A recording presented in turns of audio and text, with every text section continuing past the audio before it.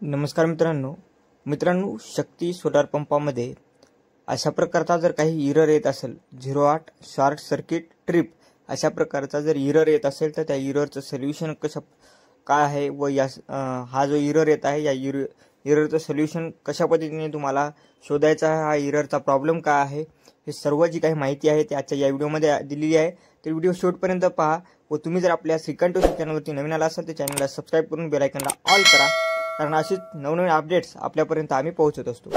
तर मित्रांनो, हा जर शॉर्ट सर्किट एरर जर आपल्याला येत असेल तर यामागचं कारण कुठेतरी तुमचा वायर जो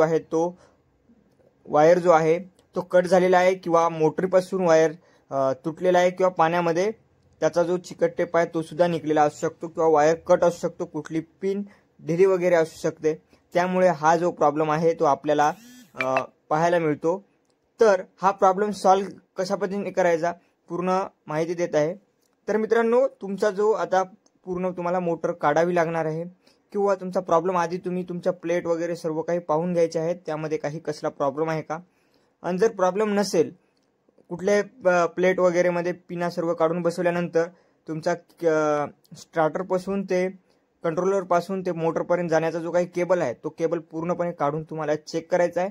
त्यानंतर जो आहे तो प्रॉब्लेम सॉल्व होऊन जाईल। त्यामध्ये जर कुठे कट असेल तर तो प्रॉब्लेम तुम्ही पाहू शकता। या ठिकाणी आपल्याकडे एक जिथे केसिंगच्या वरतीच हा प्रॉब्लेम जो आहे तो आपल्याला पाहायला मिळाला, म्हणजे जो केबल आहे तो कट होता, त्यामुळे हा प्रॉब्लेम येत होता।